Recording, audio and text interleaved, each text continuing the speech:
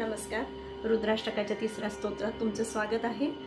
रुद्राष्टक भगवान रामाने रावणासोबत युद्ध करण्याच्या आधी म्हटलेलं होतं हे आपल्याला माहिती आहे। काल सहजच मनात विचार आला की त्याआधी कोणीही म्हटलं असेल का, तर त्याचं उत्तर आहे हो। काकभुशुंडी नावाचे जे ऋषी आहेत, ज्यांचा चेहरा कावळ्याचा आणि शरीर मानवाचं आहे, ते पूर्वजन्मी अयोध्येत त्यांनी जन्म घेतला होता आणि तिथे ते परमशिवभक्त होते। त्यांचे गुरु होते लोमश ऋषी। काकभुशुंडी ऋषी जे पूर्वजन्मीचे एक व्यक्ती होते, ऋषी होते, ते परमभक्त शिवाचे, पण ते दुसऱ्या कुठल्याही देवाला मानत नव्हते। आणि लोमश ऋषी सुद्धा शिवाचे भक्त होते, पण ते सर्व देवांना मानायचे आणि कुठल्याही देवाची अवहेलना ते करत नव्हते। पण पूर्वजन्मीच्या काकभुशुंडी ऋषीच्या हातून विष्णूंची अवहेलना झाली आणि त्याच्यामुळे रागवणार कसे नाही, महादेव क्रोध झाले, त्यांना राग आला आणि त्यांनी पूर्वजन्मीच्या काकभुशुंडी ऋषींना श्राप दिला की तू 1000 योनी भटकत राहशील, तुला त्रास होईल। आणि हा श्राप त्यांनी देऊन दिला। पण लोमश ऋषी आपल्या शिष्याची ही अवस्था पाहू शकले नाही।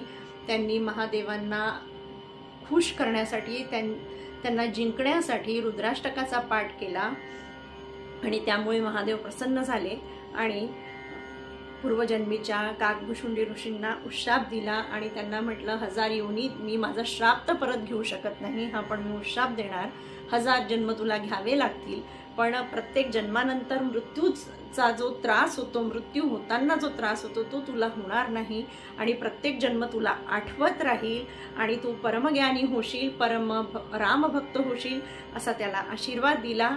आणि हे सगळं झालं रुद्राष्टकामुळे। तर सगळ्यात पहिले रुद्राष्टक म्हणणारे लोमश ऋषी आहेत। याच्यात अजून एक विचार करणं योग्य आहे की गुरूंनी जेव्हा क्षमा मागितली महादेवांना, तर महादेवाने ते माफ करून दिलं त्याच्या शिष्याला।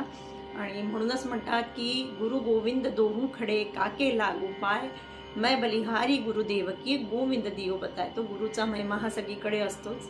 आणि शेवटी उशाप मिळालेले काकभुशुंडी ऋषी शेवटपर्यंत रामायणापर्यंत आले आणि सतत रामभक्त झाले आणि त्यांना इच्छा मृत्यूचे वरदान देखील मिळाले। तसे हे अत्यंत प्रभावी रुद्राष्टक जे काकभुशुंडी ऋषींना त्यांनी उशाप दिला, असे हे रुद्राष्टक। तर आपण तिसऱ्या स्तोत्राकडे वळूया।